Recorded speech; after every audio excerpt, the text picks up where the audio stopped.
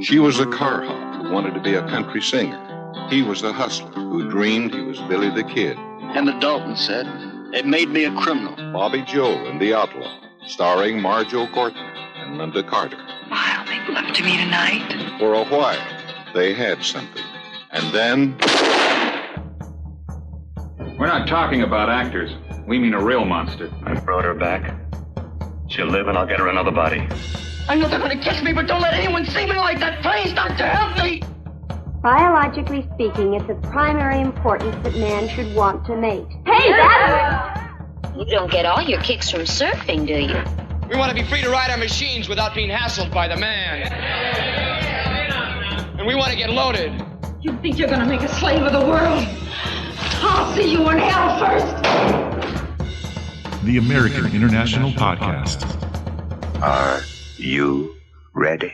It's once again time for the American International Podcast. I'm Cheryl Lightfoot. And I'm Jeff Markin. And today we're looking at A Wonder Woman and a So-So Guy with Bobbie Jo and the Outlaw from 1976. Bobbie Jo and the Outlaw was produced and directed by Mark L. Lester, written by Vernon Zimmerman, and co-produced by Lynn Ross and Steve Brodie for Caldwell Productions. Bobbie Jo and the Outlaw stars Marjoe Gortner as Lyle Wheeler, Lynda Carter as Bobbie Jo Baker, Jesse Vint as Slick Callahan, Mary Lynn Ross as Pearl Baker, Gerrit Graham as Magic Ray, Belinda Balaski as Essie Beaumont, Peggy Stewart as Hattie Baker, Jean Drew as Sheriff Hicks, Richard Breeding as Deputy Leroy. Also appearing are John Durren as Deputy Gance, Chuck Russell as another deputy, Virgil Frye as Joe Grant, Howard R. Kirk as Mr. Potts, Aly Yoder as Mrs. Potts, Joe Kurtzo as Flat Top, a.k.a. Pinball Hood, Jesse Price as Buford, the grocery clerk, Kip Allen as the hotel manager, James Gammon as leather salesman, and Jose Toledo as Old Indian.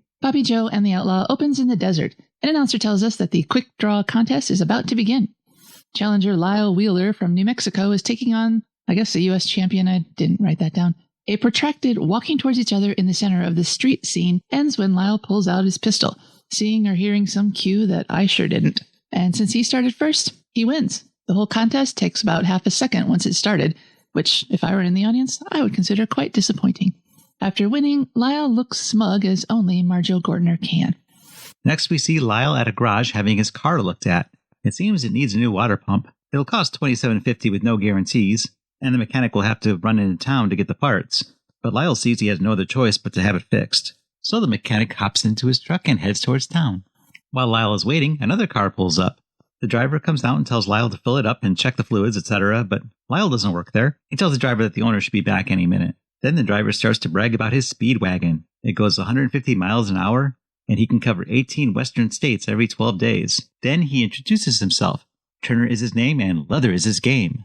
He's got alligator, he's got cowhide, and he can hook Lyle up with a new jacket. But Lyle isn't interested in a new jacket or anything like that. He rarely has sleeves. What he is interested in is that orange Mustang. Although everyone says it's orange, I see yellow, but maybe that's just the print.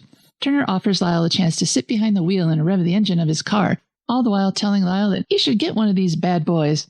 Don't mind if I do, says Lyle, and he peels out of the station.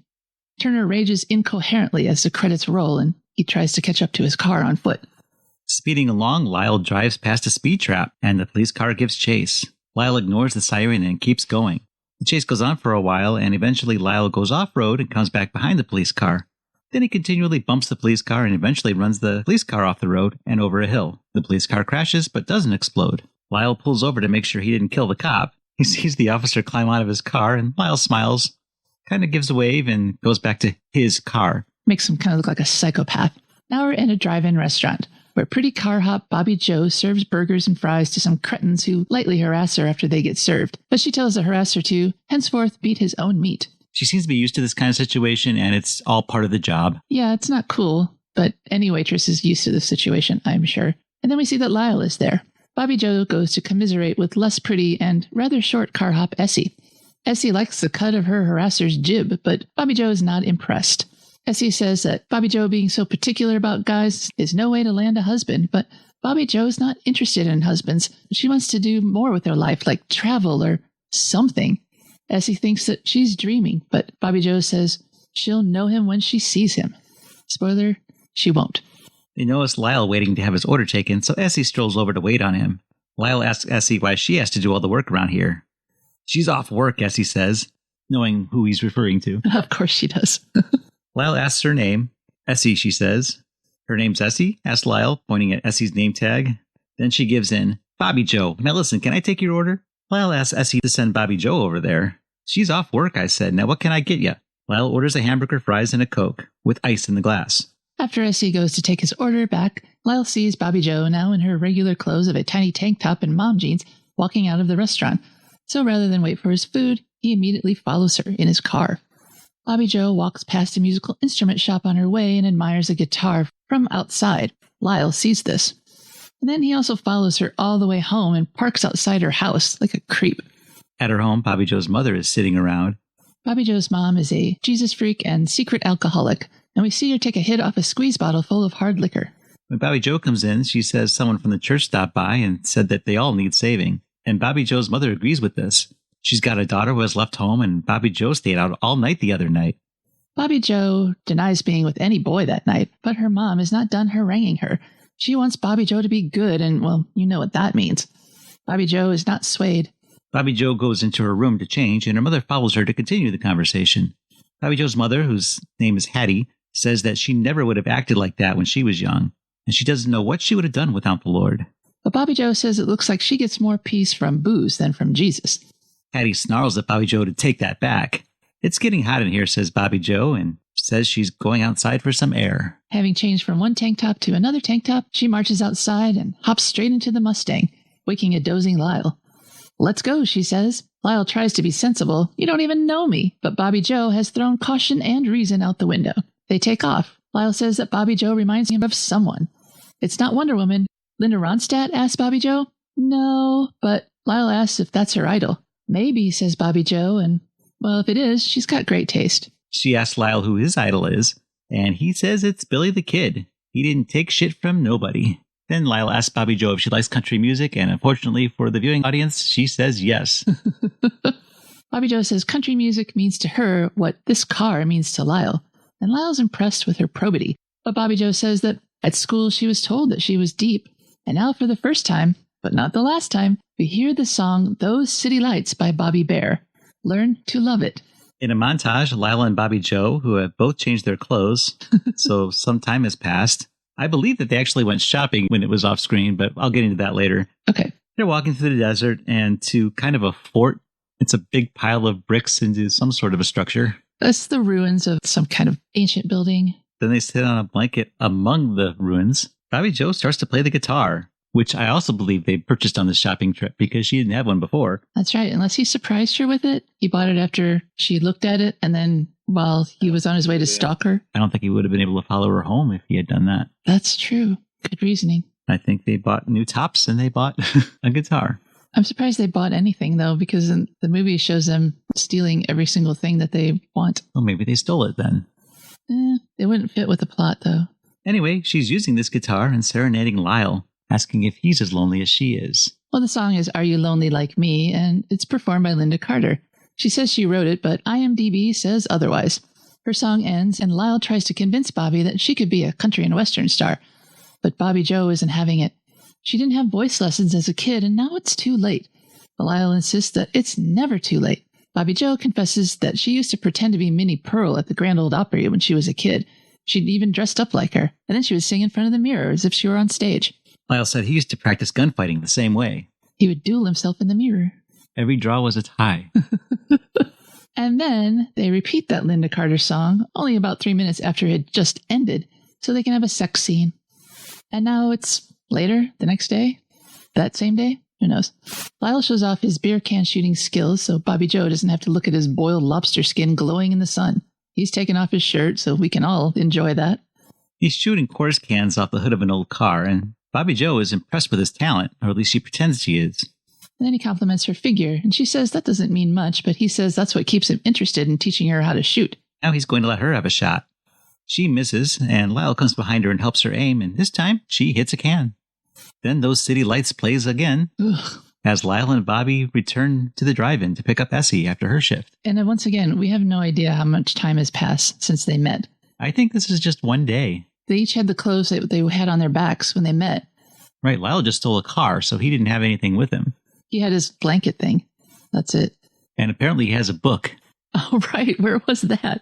Stuffed it down the back of his pants? Unless he got that on his shopping spree, too. Or shoplifting spree, whatever. So Essie joins them. She's sitting in the back seat and asks what they're going to do tonight.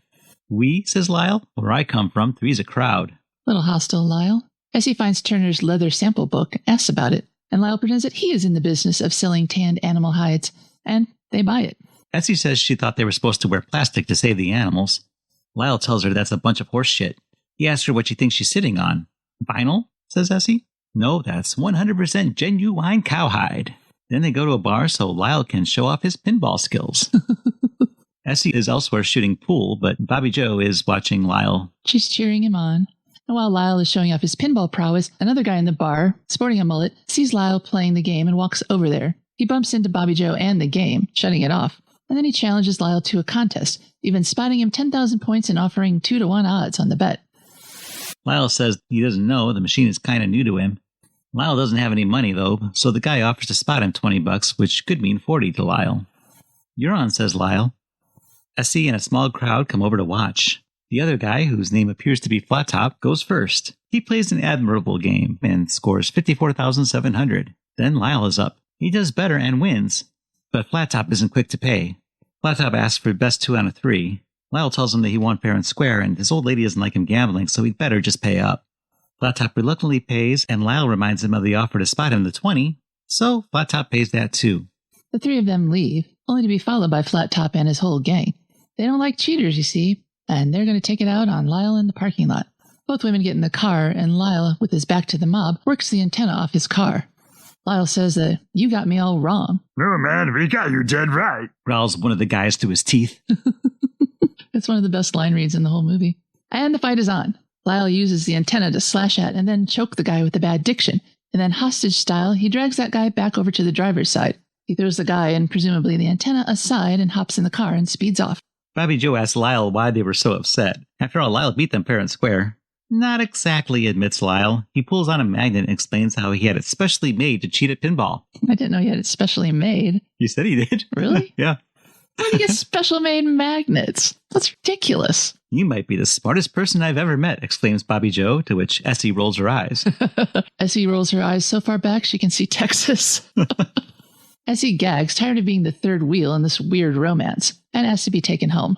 Now, sans Essie, Bobbie Jo and Lyle are camped out.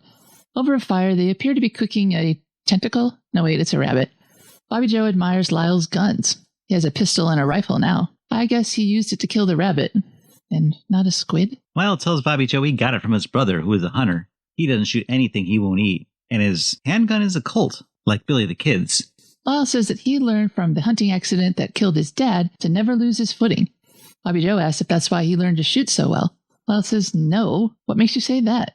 And then he says that he's got confidence that won't quit. Lord, grant me the unearned confidence of a Marjoe Gortner. Then Bobbie Jo asks him what life is like on the road. Lots of towns, lots of girls? Nah, nothing like that, says Lyle. He asks her if he can tell her something personal without her getting mad. He confesses that he's not really a leather salesman. She looks as if she's trying to hide her disappointment, but I imagine she's really relieved. He found that sample book at a gas station, omitting exactly how he found it at the gas station. Then Those City Lights plays again, and Lyle and Bobbie Jo get naked again. Until morning. This is the third time, and still not the last. And now it's the next day. We're at some sort of pool parlor, gas station, bus depot. I don't have any idea. And Essie is dropped off.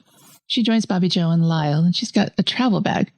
Bobbie Jo is pleased to see her, but Lyle, who's playing pool, seems less than pleased. Essie says she had to get 3 different rides to make it there, but she did manage to go to Bobbie Jo's place to get her a change of tank tops. She tries to give gas money to Lyle, $20, but he rejects it. Is this a threesome now, he asks. Bobbie Jo takes the bill and tells Lyle to be nice to Essie, and Essie tells him that he's too uptight, and that they can do whatever comes naturally, ...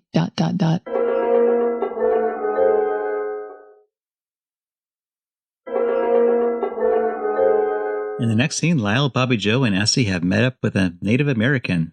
They're in a pool of water and mud and sharing mushrooms. I guess that's what comes naturally. They're all naked, and there's a Native American medicine man guiding their trip, I guess. Essie asks for some help with hers. Lyle doesn't seem to need any help with his. He's way out there. He sees the whole U.S. cavalry and Indians, too. And the sheriff and his posse are coming, and they're after Lyle. He says he's trapped in a building. Bobbie Jo tells him to just go out the back door, but it's too late. Lyle's been shot. Oh, no. He's foreshadowing the entire movie. Bummer. Post-trip, the gang stops at a convenience store. A cop pulls up next to them. Seconds later, the same cop is at Lyle's window asking for his license. In response, Lyle peels out and takes off. The cop follows. Lyle warns them that the posse is after them. Bobbie Jo asks what's gotten into Lyle, and Lyle explains that the car he's driving isn't exactly his. Do you mean it's hot? Asks Essie. Lyle keeps driving. There's a truck's trailer in the middle of the road, pointed at an angle so it makes a great ramp. Lyle drives over it, lands back on the road, and turns with it. The police car follows, lands back on the road, and skids off it. As Lyle, Bobbie Jo, and Essie drive away, the policeman scrambles from his car. He barely makes it before it detonates. Of course it does. In the car, Lyle tells Essie and Bobbie Jo that they can surface and asks them what they think they should do now. Bobbie Jo thinks for a second and then suggests they go to see her sister. Her sister's in show business, so maybe she could help.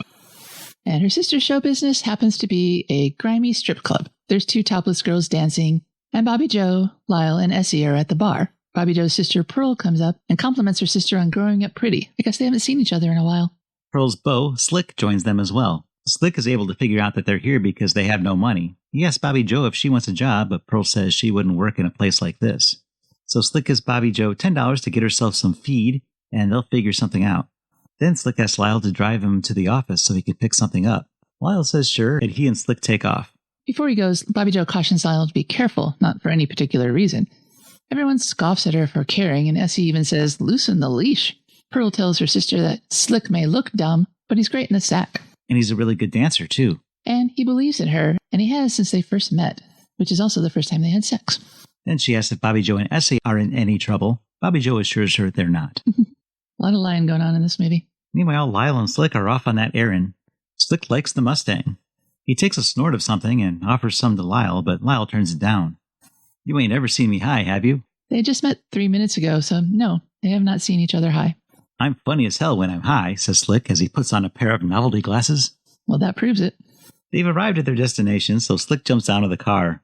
How long are you going to be? Asks Lyle. Just a couple of minutes, says Slick. Still wearing the glasses, he reaches into his shirt as he walks to a fenced-in area behind the New Mexico Peterbilt building. Seconds later, Slick is scuttling back to the car, pursued by a night watchman, who tells Slick to stop, fires his revolver in the air, and then fires at Slick. Slick is hit and he goes down, dropping his gun. Lyle leaps from the car, picks up the gun, and shoots the security guard in the face. As they drive away, Slick asks Lyle if he got the gun. Lyle is understandably miffed. Why didn't you tell me what was going down? Do you realize I killed somebody back there? Slick tells him not to worry about it. Lyle asks if Slick needs to see a doctor, but Slick tells him that Pearl can patch him up. In her leopard cami and matching panties, Pearl does first aid on Slick. Slick is not a very patient patient, though. Plot point radio interrupts the music to announce the news of the guard's death and subsequent manhunt for the 2 men in an orange Mustang. An apprehension is imminent, the announcer says, and it looks like this is the first time the women are hearing about the murder part of this adventure. I guess we're all in this together now, says Pearl. What do you mean we? I'm the one who's going to hang, says Lyle. Then Bobbie Jo says, wait a minute, aren't we all family here? They'll figure out what to do together. Essie suggests turning themselves in now, but Slick says that idea sucks. Lyle looks outside to verify the imminent apprehension. There's already a cop looking at Lyle's distinctive vehicle outside. Lyle tells them to kill the lights and announces that he has a plan. Uh-oh. Since they're all in this together, they'd better climb out through the roof. Really? And clear out of there. The next day, the radio is reporting that roadblocks have been set up for the suspects in last night's murder. They've acquired a school bus painted up for the New Mexico Christian Crusade. And the women are all dressed like sister wives. It's Slick, Pearl, Essie, and Bobbie Jo's job to distract at the roadblock so Lyle can get through in another car. Bobbie Jo wants to ride with Lyle, but he explains that they don't know about the rest of them, so it's better if he goes this one alone. Bobbie Jo and Essie each hug Lyle goodbye, and Slick comes over to tell him not to let his meatloaf. I'm not sure I speak the same language as Slick does. On the road, the bus goes first. It gets stopped at a roadblock where Sheriff Hicks quizzes them on their destination. The Young Christian Folk Singers Convention, they say. Hicks tries to challenge them. He thought that was in Gallup last week, but Pearl says she doesn't know nothing about that. They're headed for Santa Fe. The sheriff loves the Lord, and so he lets them pass. Once he's out of earshot, Slick offers to kill Hicks now, but Pearl tells him to shut up and drive. And we'll find out later that proves unwise. So they drive through while singing Bringing in the Sheaves. Once they're through, Lyle hops into his car and busts through the roadblock. Shots are fired, and Sheriff Hicks jumps into his car to give chase. After Lyle passes, the school bus is left in the middle of the road. The others pile into Lyle's car. A police car rams through the back quarter of the bus, and Hicks himself crashes through the school bus, somehow getting enough lift to accomplish this. He lands on a hillside, and the car rolls over back onto the street, but upside down. It does not explode.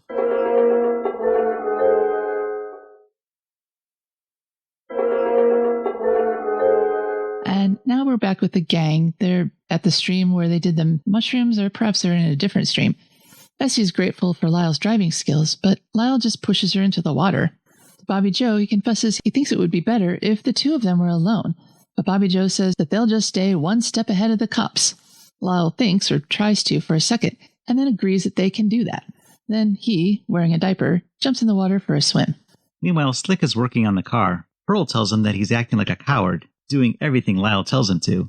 Slick says that Lyle is much better at planning things than he is, so he doesn't mind taking the back seat. Anyway, it didn't bother Pearl when it was just the two of them, but now Slick wants her to remember one thing: a hard man is good to find. Problem solved. And they all swim or sun themselves in their underwear. Slick wonders what the next move is now that the car is ready to go. Lyle says they're going to lay low for a while and figure out their next move. And now we're at a trailer park where apparently you can rent trailers by the night. All 5 of them are crammed into one single wide. Pearl needs to know where they are and where they're going, as she's going to be the driver. Lyle thinks they should travel in 2 cars, but Bobbie Jo doesn't like that idea. Plot Point Television now has a special message from Guadalupe County Sheriff Bud Hicks to the Outlaws. Hicks wants to tell Lyle Wheeler in particular that if he turns himself in now, he will promise a fair trial, which I guess means that only special cases get those. He goes on to say that he believes they weren't implicated the way that they thought they were, so it's a good time to turn themselves in. And if they don't, he's going to hunt them down like dogs. Essie thinks turning themselves in sounds like a good deal. Lyle tells her she's free to go anytime she wants. But Essie says amnesty means they can all go back home, but nobody else is buying the sheriff's story. Lyle says they should lay low until they can get a hold of some more money. Everyone thinks this sounds like a great idea, except for Essie, who goes off by herself to the other side of the trailer. That night, as the various couples cuddle together in bed asleep, Essie, the fifth wheel, sneaks out to the payphone to announce to the law where they all are. Instantly, the police arrive, guns drawn. Sheriff Hicks yells out that Lyle needs to come out nice and easy. As Lyle and Slick ready themselves for a shootout, Bobbie Jo and Pearl sneak out through a hatch in the floor. Bobbie Jo notices Essie is missing, but there's no time to look for her now. Sheriff Hicks calls out for one more chance for Lyle to give himself up peacefully. He tells his men that if he's not out there in 3 seconds, to let him have it. Essie runs out in front of the trailer. "No, you promised!" And the cops open fire, and down goes Essie. Guess that 3 seconds was up. There's firing back and forth, the cops at the trailer, Lyle and Slick at the cops. Then Lyle and Slick take the way out through the hatch. They run out in front of the trailer and get in the car that Pearl has pulled around, somehow not getting shot.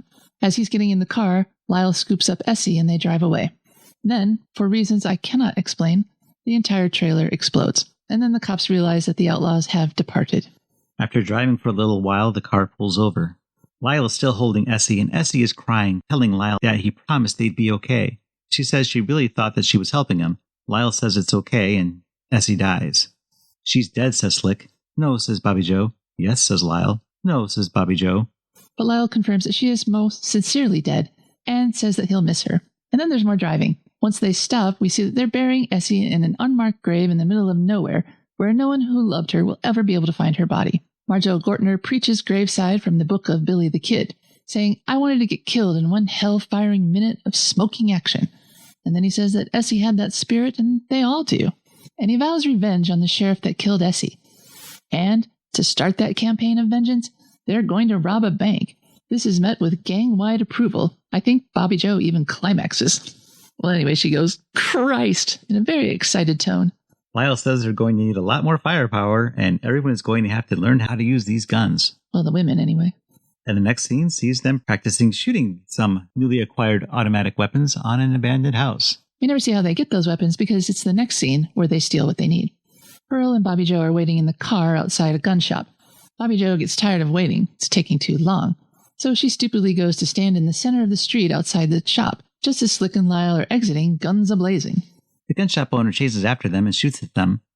Slick gets into the car. Bobbie Jo comes back and is ducking behind the car. Then Lyle joins her and hands off his big gun so he can get off a shot with his Colt. Bobbie Jo seems to enjoy shooting a little too much, though, even after she takes down the last man firing at them.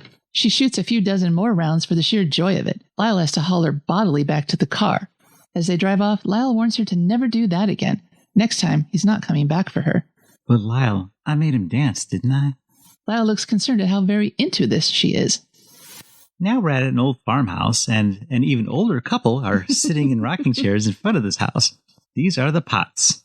Mr. Potts explains that these kids offered him $50 to stay in their barn for a week.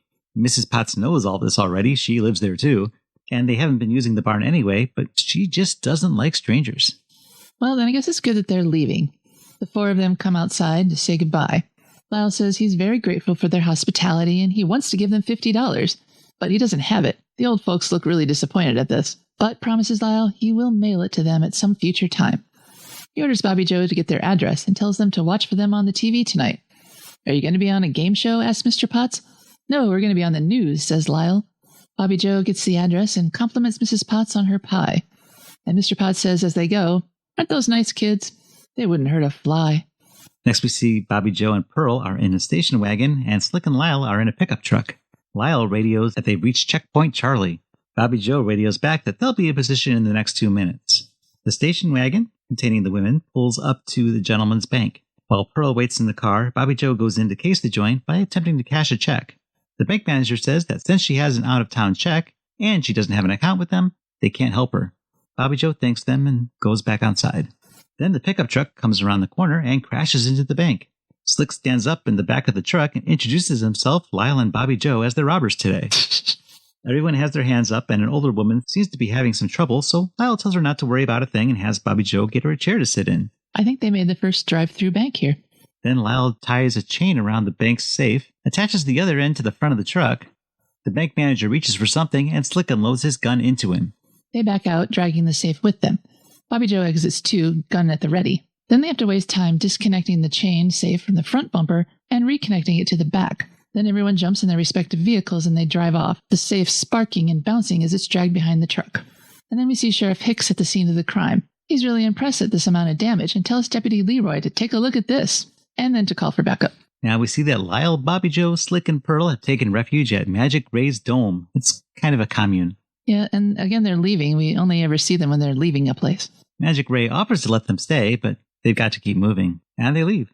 Soon, though, Sheriff Hicks shows up at the commune, and he goes to question Magic Ray. The sheriff knows that the bank robbers have been through there. He just wants to know which way they went. Magic Ray says he doesn't know, and maybe they've passed through on some higher plane. The sheriff responds by spitting his tobacco onto his table. Ugh, so gross. He's always chewing tobacco in every scene, even when he was on television. We didn't mention it before. This is a habit that makes me sick to my stomach, so I noticed every time. That action doesn't make Magic Ray any more cooperative, so Deputy Leroy chokes Ray with a rifle stock for a little while. Then Hicks sends Leroy out to the car so he can ask one more time for information, which Ray, once again, does not provide. Then Hicks pistol whips Ray and takes his leave. Ray picks himself off the floor and snarls, "Peace, officer, huh?" And now we have another pit stop on the road to perdition. Yep, Lyle, Bobbie Jo, Slick, and Pearl have driven into town. They're feeling fairly safe and flush with cash, so Lyle sends Bobbie Jo and Pearl out for ice cream while he and Slick head to the barber shop for a shave. Lyle also says he plans to mail the $50 that he owes the Potts. Pearl objects to this because it's all their money, but Lyle says a promise is a promise. Bobbie Jo and Pearl go into the drugstore and order a couple of chocolate ice cream cones. While they're waiting, they see that they've made the headlines, along with Lyle's picture. The article lists them all by name, with commentary on Slick. They describe Slick as a no-good chiseler, as do I, but that really belongs in an op-ed piece and not a news item. Pearl says that's not very nice to say, and besides, they didn't even mention her dancing. Bobbie Jo says they should get 2 copies and give one to the boys. No money ever changes hands in this scene. They get their ice cream and their newspapers, and never give the clerk a dime. Meanwhile, at the barber shop, Lyle and Slick are sitting in the chairs with hot towels on their faces. The barber says he has to go out and stroke his strap, and this sets Lyle and Slick into fits of giggles. Me too. They stop laughing when someone comes in and points a shotgun at them. I guess he wasn't stroking his strap after all. This is Deputy Gance. He tells them not to move unless they feel lucky, because dead or alive, he gets the reward either way. Then Gance turns to Slick, and you must be that 2-bit thief. Why don't you try to steal past me? Slick says, Cheeseface, I'm going to take you apart. And Gance says that he eats shit like him for breakfast. Ew. Gance hands his shotgun to the barber and tells him to keep an eye on them while he goes and calls the sheriff. Wouldn't it be better if he held the shotgun and told the barber to go call the sheriff? Because then the barber would get the reward. Oh, I see. I don't think the cops would do each other dirty like that. He goes off screen to call the sheriff. The barber asks Lyle and Slick to hand over their boots, because it'll be great for business to have those on the premises. Lyle says that the barber can have his shoes once Lyle is through with him, meaning the barber. Deputy Gance returns, and the rifle once again changes hands, but that's where Lyle makes his move. He gets control of the rifle as Slick takes the barber's straight razor. Lyle makes Gance get on his hands and knees and squeal like a pig, which he's not very good at doing. All his bravado is now gone. Then Slick grabs Gance and throws him into the barber chair. What you need is a close shave, Slick says, rubbing the handle of the straight razor against his throat. Gance begs for his life, telling them that he can help them hide or give them money. Lyle says there are some things money can't buy, and Slick says that he can't exactly call off the sheriff. A couple of seconds later, Slick decides to slit the deputy's throat. This is too much for Lyle. He marches Slick out of the shop, commanding the barber to stay put for 15 minutes. The barber grimaces at the man bleeding out in his chair next to him. Lyle and Slick run to the car where Pearl and Bobbie Jo are waiting. Bobbie Jo asks what's wrong, and Lyle tells everyone that Slick just slit a deputy's throat. Pearl, while trying to start the car, asks why he did that. Slick says he guarantees he had it coming. Lyle says that killing someone in self-defense and doing it in cold blood in front of witnesses is the difference between good and evil. I guess good, then, is killing people who are trying to stop you from committing a crime. Lyle gets tired of watching Pearl struggle to start the car. He jumps out of the back seat and pushes into the driver's side, managing to start it almost immediately. And they take off.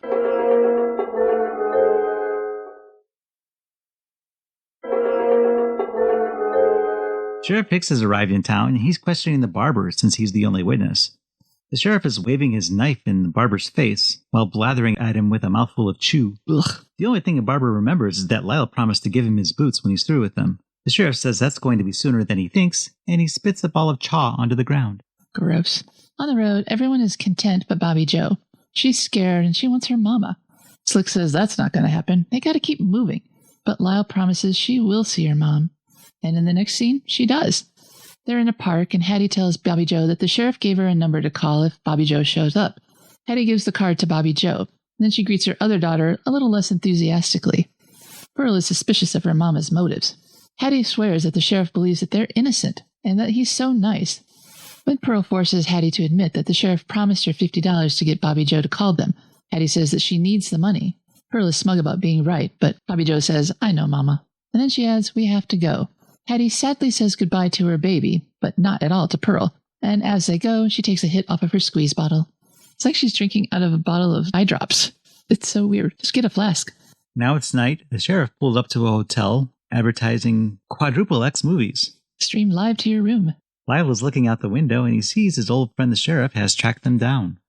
The sheriff goes in to talk to the hotel manager. The sheriff shows him photos of the culprits and the manager recognizes them. Back in the room, Lyle tells the others he's going to create a distraction, and when they hear one shot, they are to run out to the car. Back in the hotel office, the manager tells the sheriff that they're in room 9. Then he asks if they're dangerous.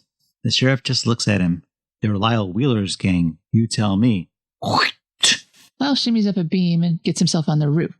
He walks along to another part of the hotel where an officer spots him. Lyle shoots the cop. The shot makes Hicks send every cop he has in that direction, which is on the other side of the hotel from when Slick, Bobbie Jo, and everyone else was staying.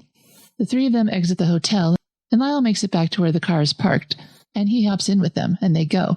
Hicks and his cops stake out room number 9. Hicks tells them to come out with their hands up, waits 2 beats, and then Hicks declares this to be resisting arrest, so they unleash a barrage of ammo into the room. But when Hicks goes to enter the room, he finds a different set of guests, a naked man and 2 women, riddled with bullets. One deputy looks shocked, but Hicks says it was the Lord's will. They're all sinners. So, no big deal. Just then the manager runs over to tell the sheriff that he's made a mistake. The night manager had sent them out into another room while he was out. Whoops. Yeah, the manager looks at the bodies and just realizes how fatal of a mistake he's made. And now we're back with our gang who are camped out somewhere in the desert. Slick says that the Texas newspaper says there's a bounty on their heads there, too. They discuss where they should go. Bobbie Jo wants to go to Pueblo, New Mexico? Colorado? I don't know. But Slick says that they should go to Mexico as soon as possible. This sounds good to Pearl because she could go for a taco right now. Lyle decides that they're going to sleep on it tonight and decide in the morning. Bobbie Jo asks Lyle to sleep on her tonight. but he just walks away. Bobbie Jo tells her sister Lyle just has things on his mind right now and goes after him. Slick watches her go and says that Lyle knows what's going to happen, just like he knows what's going to happen. And he's just sorry he dragged Pearl into this. Pearl says that all her life, he's the first person to ever tell her she can do anything, so she's glad to be here and she's not leaving him. She's going to be his ride or die. Also, she wants to get laid right now, and they probably should, because it might be their last time. The next day, we see Lyle having his car filled up at a service station. The cost is $5.53, but the attendant is willing to draw him for it. He recognizes Lyle, and he introduces himself as Joe Grant, the fastest draw in Texas. Lyle says okay, and Joe runs inside to get his gun. He comes back out, and Bobbie Jo asks what's going on. Lyle says he's just paying a bill, and she and the others should wait inside. Joe tells Lyle to draw, but Lyle says he never draws first. He takes his position in the road, and the two start pacing towards each other as Slick, Pearl, and Bobbie Jo look on. The musical tension rises. Joe takes off his rings, and then the two draw, but Lyle's a little faster. He shoots Joe in the gut. In slow motion, Joe grimaces and falls to his knee, then flat on his face. So undignified. What a weird hobby. Then Lyle asks Bobbie Jo for a $100 bill, which he stuffs into the dead man's hand. Maybe that'll help pay for a decent funeral. Then they all pile into the car and leave once again. We always see him going. And we're still at the gas station where Sheriff Hicks is consoling some relative of Joe's with a wet mouthful of chaw. Yuck. Deputy No Name comes out with a map that was left behind in one of the booths. Someone wrote Pueblo several times in the margin, and this is enough of a clue for Hicks, and they all leave. Next we see Bobbie Jo alone at the market. But where are the others? Well, it turns out Lyle, Slick, and Pearl are holed up at an Indian reservation. Or so we're meant to believe. Lyle asks if anyone has seen Bobbie Jo. Pearl says she went to go get some food. In town, asks Lyle. Pearl says she'll be fine. At the store, Bobbie Jo has to body block the newspaper with her photo on the front as she checks out. The grocer is sure that he recognizes her, but he thinks she's Jack Kingman's daughter. Bobbie Jo denies that and tells him to make it snappy. It's taking too long. He bags her groceries and she leaves, giving the grocer an opportunity to see the cover of the paper. That's where he'd seen her before. Looks like it's her high school photo on the cover of that edition. And now we see that Sheriff Hicks has tracked them down at the reservation. He has his men surround them and gives them to the count of 12 to surrender. That's pretty generous for him. Usually 2 or 3. He makes the count and the police start shooting. I would expect him to shortchange them on the count. Lyle and Slick shoot back while Pearl stays low. She stands to grab her own gun and gets shot in the belly in the process. She collapses onto the couch and Slick rushes to her side to say goodbye. Lyle tells them that they gots to go and they shoot their way out, almost successfully because they make it to their car without getting hit.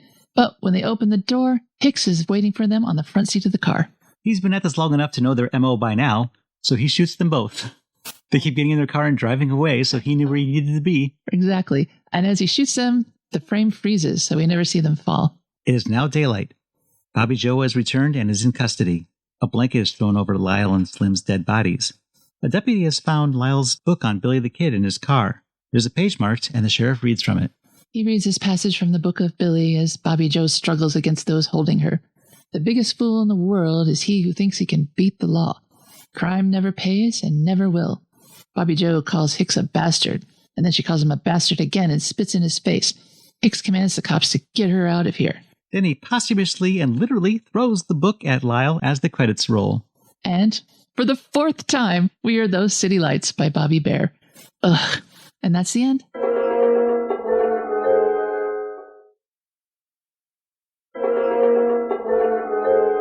Welcome back to the American International Podcast, where we're talking about Bobbie Jo and the Outlaw from 1976. The film was originally to be called Desperado, and another working title was Bobbie Jo and the Outlaw Man. But in March of 1976, the LA Times announced that Bobbie Jo and the Outlaw would be released that spring. Bobbie Jo and the Outlaw was shot in and around New Mexico beginning in August of 1975, with production wrapping in September of 1975 on a budget of about $500,000. AIP acquired the domestic release rights in December of 1975, according to an article in The Hollywood Reporter.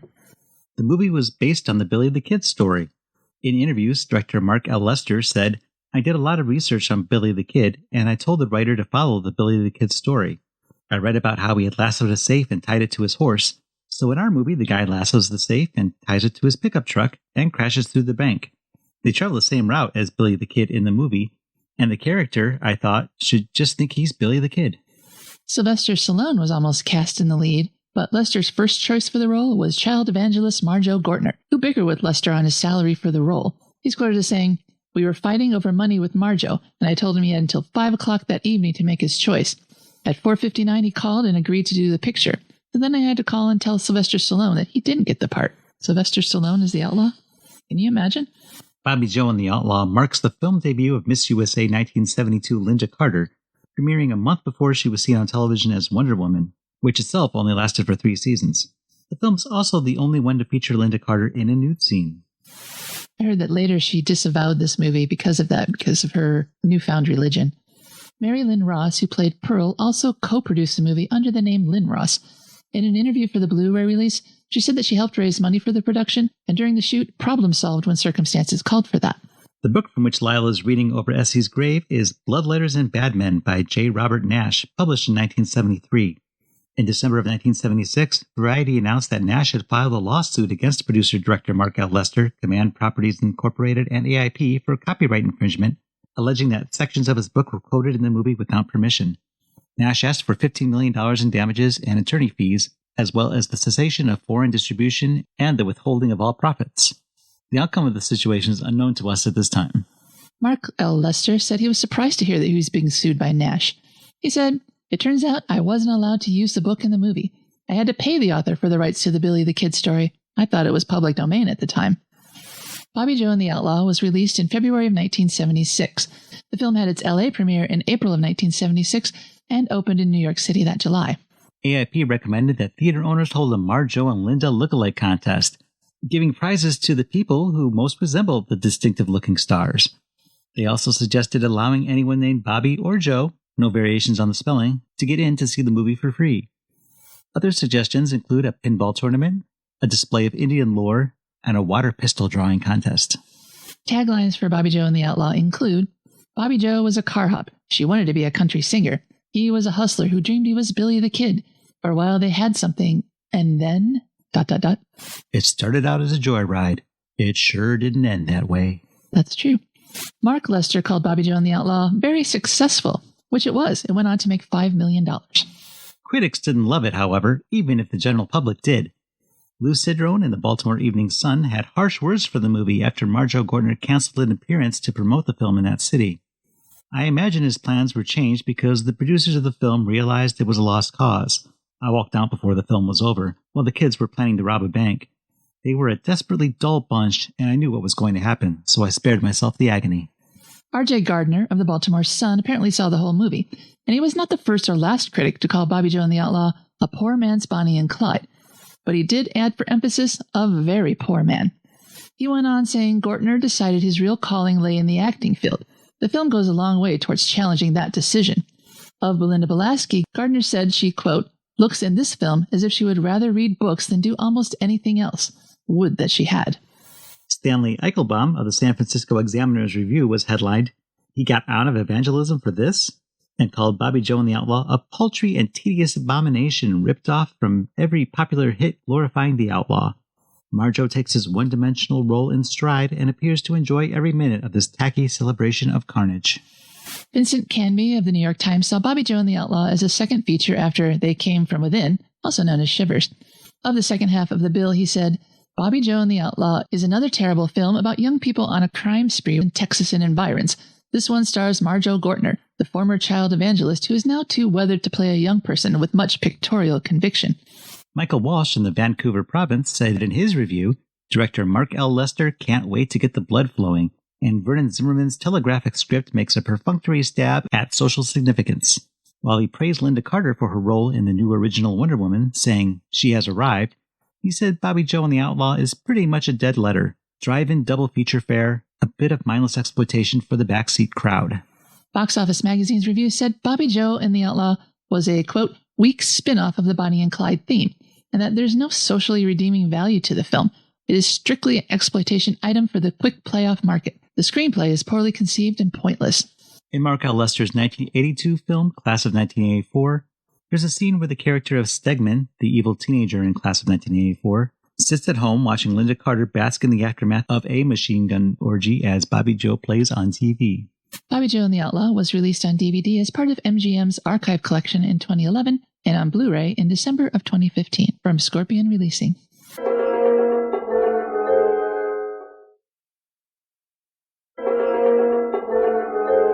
Well, now is a part of our show where we talk about how we felt about the movie. I could not find a single positive review of Bobbie Jo and the Outlaw. Maybe you've got one. What do you think, Jeff? Well, I think you cannot find a positive review because, truthfully told, it's not a great film. I think one thing that could have helped it was maybe another song or two for the soundtrack. Oh, my God. No other reviewer, well, one book I read mentioned the fact that this one song gets repeated over and over again. It's so weird. You have a movie with a budget and you just have 1.5 songs on the soundtrack that you repeat again and again. It doesn't make sense. Nobody else does that. No, it makes it pretty funny, actually. Well, I guess it's that comedy law where if you do it a couple times, it's funny. If you do it a little more than that, it's not funny anymore. But if you keep doing it over and over again, then it gets funny again. And that's kind of what happened here. I don't know. The Lynda Carter song, they play only twice, and it's twice in a row, like one after the other. And minutes between them. It's pretty hilarious in that context. I guess they just needed some making out music. And that's all they had. They needed a better song for the end of the movie when everyone's dead except Bobbie Jo and the cops are wrapping up the scene. Playing Those City Lights again, it just doesn't fit at all. They're not in the city. There's no lights. It makes no sense. Well, it's the only song they had. Yeah, well, you just complained about that, and so I'm joining you. Well, that's why they did it. I'm just saying that maybe they should have sprung for another song. And I made several comments about them shopping off screen, and it had to have happened. Yeah, I don't know how they had money. Well, when I say shopping, it means going to a store. It doesn't necessarily mean buying anything. But we saw their crime spree. Why would they leave that part out? It's not that long of a movie. They could have added a few more minutes of them stealing tank tops and guitars. Because it's boring. Why would you want to watch them steal tank tops and guitars just to make the rest of the film logical? I got news for you, Jeff. Some of the stuff they do on camera is boring, too. In fact, a lot of the things they do in this movie are boring. Well, I think a lot of the boring stuff was cut. We don't have to watch them hanging out at the commune or at the Potts house. We just get there just as they're leaving. And just in time for the sheriff to show up, usually. That's true. But we did have to live through the magic mushroom trip in the water with mud and boobs everywhere. And Marjoe Gortner's hilarious one-man show being killed in a hail of bullets as he thrashes around in the water, scaring everybody next to him. Yeah, I don't think that scene was entirely necessary, but what it does is it shows the way Lyle thinks of himself. He really thinks of himself as this modern-day Billy the Kid, and he puts himself in that situation in his trip and then in real life or within the film. That's true. However, it looks silly, and silly is the word I would apply to a lot of scenes in this movie. Oh, it is. We laughed a lot. Oh, we did. The line reads, we've acted out a few of them. The guy in the bar fight going, "No, man, we got you dead right," without opening his mouth ever. And poor Lynda Carter, I love her, and that's the reason I picked this movie. But she's like really weird in some of these scenes. When they announced they're going to rob a bank and I said she climaxed, but it just, her level of enthusiasm is that off the charts. She just goes, "Christ!" It's so funny. And after she shoots up the store for no reason. But Lyle, I made him dance, didn't I? It's funny. It's really hilarious. And then there's the Marjoe Gortner of it all. I don't know how I keep getting stuck with movies with him in it. I picked this not because of him, but despite him. I don't care for him very much. He's just strange. He's not the right person for this role, I don't think. No, he's no Sylvester Stallone. No. He probably is a slightly better actor, at least back in 75. Can you picture Sylvester Stallone in this? I cannot. This came out the same year as Rocky. Yo, Bobbie Jo. No, I can't see that. But I can see somebody else. Maybe Beau Bridges or somebody with a modicum of talent. Maybe Jeff Bridges, young Jeff Bridges. Obviously, this movie is beneath his level of talent. The script is kind of ridiculous, too. I get what they were going for, this modern Bonnie and Clyde / Outlaw Jesse James kind of thing going on. It just seems imperfectly executed. Yeah, we've talked about these scenes that appear to be out of order, where they're practicing shooting their guns, and the next scene they're stealing the guns. I assume stealing the guns. And they don't have money, but yet they all can get a change of wardrobe or... Well, they're constantly changing cars. They're stealing cars all the time because they're on the move and they're being chased. So they have to change their vehicles so that they're less identifiable. But whatever clothes they have are somehow making this trip. All these guns are somehow making this trip. Yeah. And that book on Billy the Kid is somehow making this trip. You see them running to a car in a hurry, but nothing is ever being carried with them. It's just like a video game where you dip into your digital bag to grab something when you need it. And when you don't need it, it's not there anymore. We never actually see them steal a car except for the Mustang at the beginning. Right. And we know he didn't have anything on him then. He had his little blanket roll. Well, the book could have been tacked in there, but I don't think there was a right. No, it could not have. It was a huge book. It's like a giant textbook size tome, and the blanket roll was tightly rolled. It wasn't that. It was like I'm dragging around a bath mat. You're not able to smuggle a book in there. So a shotgun definitely wouldn't have fit in there. No guns whatsoever. He didn't have guns on him when he stole the car. And we only see the guitar in the one scene. Maybe they rented it. That could be. It was just a loner. I went to the musical instrument library to borrow a guitar. Maybe tank tops and sleeveless shirts too. Just movie, it doesn't make a whole lot of sense. In the first scene, after he steals the car and he basically hides from the cop chasing him, he doesn't have to go out and harass the cop afterwards. He could just hang behind and the cop would never have found him. He could just drive off in the other direction with his stolen car safely underneath him. He could, but that's not what Billy the Kid would have done. Yeah, but it just makes him look really stupid from the get-go. And it doesn't make me like him. Nothing in this movie makes me like... Well, it makes him cocky. Yes. Like I said, the unearned confidence of a Marjoe Gortner is on full display in this movie. And it's obnoxious. A while back, we did Food of the Gods, and that film had Marjoe Gortner in it, as well as Belinda Balaski. She's funny in this movie. I probably liked Marjoe Gortner better here than in Food of the Gods. Here he's an outlaw, there he's a football player, always playing against type. Belinda Balaski is kind of the comic relief. It seems like maybe they were trying to go for that, even though they give her the tragic ending. Well, she said in an interview that she knew she couldn't compete with Lynda Carter, so she wanted to go characters. So it was her idea to wear the glasses and the hippie costume. Yeah. And I think that was a good choice because it made her character seem spunky. She seemed like a character. Yeah, it definitely made her stand out in the film. I think she is the standout in this film. Oh, yeah. I was going to say Jesse Vint, but I like him so much less in this movie than I did in Macon County Line. I enjoyed that movie so much, and comparing those two performances, he definitely comes out on the losing end here.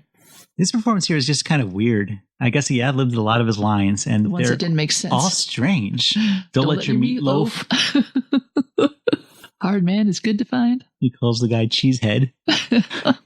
His hair looks wildly unkempt. He's just a mess in this movie. Yeah, if I didn't know where I'd know him from, I would know I'd know him from somewhere, but I never would have placed him as being the guy in Macon County Line. No. It's weird to see him without his brother, too. Maybe his brother could have been the outlaw in this movie. That might have been a little better. Yeah, I think that probably would have been better. And it's within AIP's budget, too. So retroactively, I recommend that. I do love Lynda Carter in this, despite her various silliness. And I think that's just because I love Lynda Carter. I love her current stance on politics and how she is on social media now. I loved Wonder Woman. She was a hero of mine. And I just really wanted to see her in this movie. It's her film debut. I'll forgive her goofy line readings. It's just nice to see her. She's a bright light in this movie. While Belinda Balaski might be the standout in the film, I think Lynda Carter is really the reason to watch the movie. Definitely. She has a great energy here, even though she's over the top sometimes, because her desire to unleash mayhem on others doesn't come from anywhere. It just comes because she has this boring life that she wants to make interesting. But she does some really terrible things in order to get there. She shoots people, and she loves it.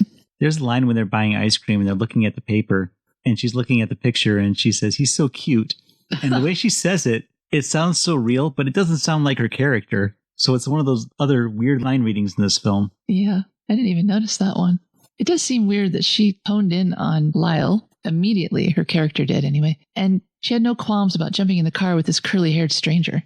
So she wanted to live on the edge, because some really bad things could have happened. That's what they could have called the movie, Bobbie Jo and the Curly-Haired Stranger. There we go. I guess I can see where they're drawing a line between her overly religious drunk mom and her boring life, and then getting this opportunity to lead this exciting movie life of being an outlaw or just being the woman of an outlaw. And she's young. I guess she's supposed to be just out of high school here, even though Lynda Carter's about 24 when the movie was filmed. I know they had some nude scenes in this movie, but they didn't just have her here because she has a nice rack. She added more to the film than brief glimpses of her breasts. No, that was just done for the exploitation element, I think, because they didn't need to be here. No. Twice during a sex scene we see them, but it's just once when she's changing tops with her mom right behind her. And it just seems really innocent, honestly, when she's doing that. Like she doesn't wear a bra, so she just changes from one tank top to another. Yeah, it's not a big deal here. No, it's not. And the sex scenes are pretty brief and easy to ignore, so I don't think it's that huge of a deal. It's not the reason to watch this movie by any means. I think I would have made the ending different if it was up to me, because the ending leaves us with Sheriff Hicks, who we don't care about, and Bobbie Jo gets taken away to we don't know what. I would have stayed with her and put the camera in the backseat of the cop car with her looking out the back window at the body of her lover. She's lost her sister. She's lost her lover. She's going to jail. And with a different song, we could have had a much more poignant ending here. This movie goes from a silly adventure to a tragedy, which is, of course, inevitable. But it would be nice if the music marked that for us, and the ending, too. Otherwise, it's just Sheriff Hicks and his men walking away from the dead bodies, sprawled out on the pavement, and doing nothing with them. That's it. It's over. Well, we get to listen to those city lights. I don't want to hear that again. I want to hear something like maybe Desperado by the Eagles, which was the original title of the movie, based on the song. Yeah, that would have been fitting, but there's no way they could have afforded that. Of course not. But something like that would have been better. Belinda Balaski said that it was her boyfriend at the time who wrote the Are You Lonely Like Me song for Lynda Carter to sing. So why couldn't he have penned something else? Probably budgetary reasons again. Yeah, anything would have been better. Even silence, just some incidental music, anything. There is one other piece of music in this film that plays during the opening credits, during the police chase when Lyle has recently stolen that car. And I think there was music in the scene where he jumps over the trailer when he's on the run from the cops and Bobbie Jo and Essie are in the car. And then the cop car immolates after that. How strange is that? It's so funny what explodes and what doesn't in this movie. There's no physics to it. It doesn't make sense. The cop car at the beginning took a bigger tumble, and it's fine. But the one that went over the ramp and just off the road? It just lands in a field and comes to a hard break. And then poof, it explodes. It completely explodes. It's not just a fire erupts in the gas tank. It detonates. And then the trailer explodes. But the other cop cars that get into accidents don't explode. And somehow Sheriff Hicks's car is able to lift itself up into a bus and through it. There's no ramp there. Ordinarily, you would just hit the side of the vehicle. You'd probably go under it. Not a school bus. You would ram into it. You wouldn't leap in the air and go through it. Yeah, he did get some air somehow. It's so weird. The scenery is really pretty in this movie, though. I like New Mexico. It's a beautiful state, and we do see a lot of it as they drive around and stop at ruins or old churches, the various locations where they filmed. I read an article in an Albuquerque paper, and they seemed to be excited that the movie was filmed there. They weren't too excited about which movie it was, but they appreciated seeing the beauty of their state. I'm reminded of an older film that we looked at, which was another Bonnie and Clyde story that took place in New Mexico. That was Bunny O'Hare. And we didn't get the scenery in that film that we got in Bobbie Jo and the Outlaw. No, we didn't. We were inside most of the time or in tight shots. We spent a lot of time in their trailer. This is a lot more scenic. And there was time in a trailer, but we also got to see the great outdoors. I mean, at the end, this is just 4 or 5 really dumb people dying or getting arrested for no good reason, other than they wanted to be glorified. And this movie doesn't really glorify their crimes. Like when Bunny O'Hare, people were excited by this. They loved how they were sticking it to the man. But nobody was cheering for Bobbie Jo and the Outlaw here. Well, I think Slick was probably the big problem in that because he kept on killing people willy-nilly. And that wasn't Lyle's way of thinking. Yeah, that's not his MO. He would do it as self-defense. If somebody's going to pull a gun on him, he's going to shoot first because he can. He's the fastest draw in whatever contest he finds himself in. But he is only getting shot at because he started it. He's not morally pure here. He goes into a shop or a bank with his gun and he gets shot at. Well, that's what you get, dude. He's not, but he's an outlaw. I know. He's a self-admitted outlaw. He says it during his trip, make sure everybody knows where his head's at. He says it again right after that when he finds himself in another police chase. The posse's after me. I think that was a self-fulfilling prophecy. I do get that he just wants to steal stuff. He doesn't want to get anybody killed. And you need a gun to get people to do what you want. So if he had his way, nobody would get shot. He'd just get the money, the guns, whatever he's going there for. But you can't expect people who work at a gun shop not to try and shoot you when you steal guns from them. So either he's really dumb or he doesn't care. I think we need to know more about Slick's backstory because he comes in here and he's the killer in this movie. So what was he doing before? I mean, he immediately enlists Lyle to drive him on this job where he's robbing a payroll or something. Well, they call him a no-good chiseler. which makes it seem like his level is petty crime. He's a 2-bit operator, yeah, but He's willing to kill, though. He brought a gun.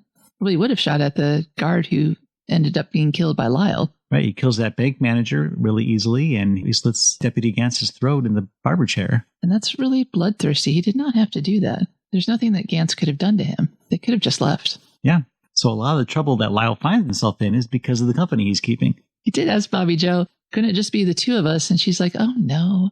So she wanted it to be a big group project, and he wanted to just be solo with her. So had they kept it to just Bobbie Jo and the Outlaw, this crime spree might have been a lot more lengthy and effective and less fatal for everybody involved. No, it still had to be fatal because it winds up being the Bonnie and Clyde story, and they have to die at the end.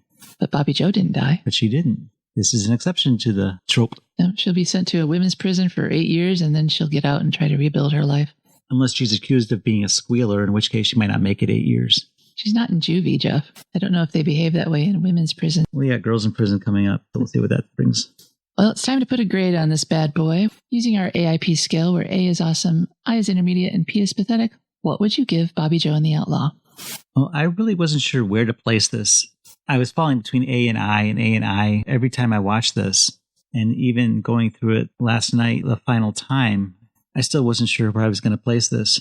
But going through this read-through today and going over the plot, I think I really like this film. There's a lot of stuff that's wrong with it. It's very goofy. It's definitely got its problems. A lot of illogical situations here. Lack of variety in the soundtrack gives it a ding. But all in all, I think it's a fun movie. It's definitely good drive-in fare. And if you're looking for a good exploitation movie, this would fit the bill. I'm going to give this one an A.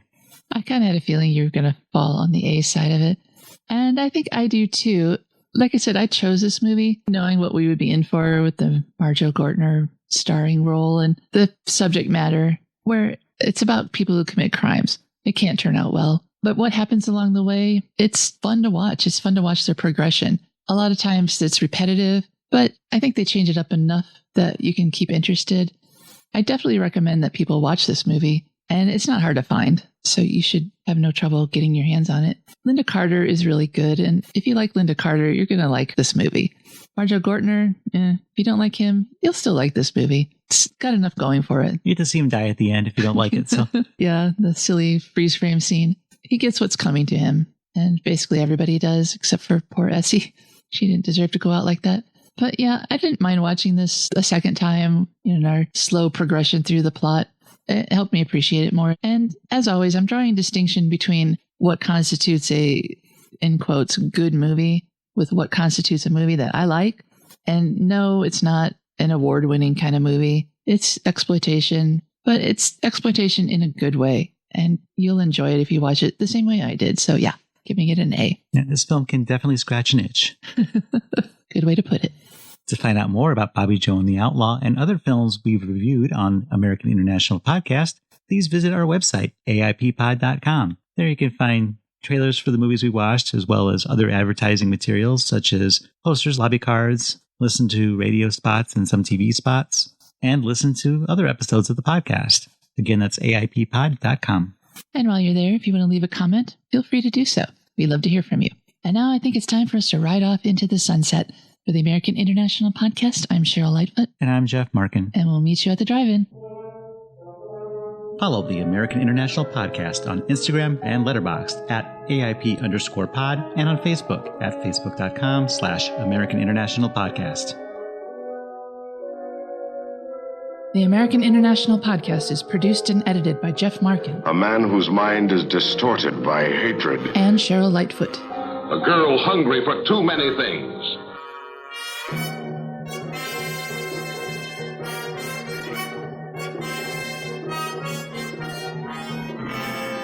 The American International Podcast is part of the Pop Culture Entertainment Network.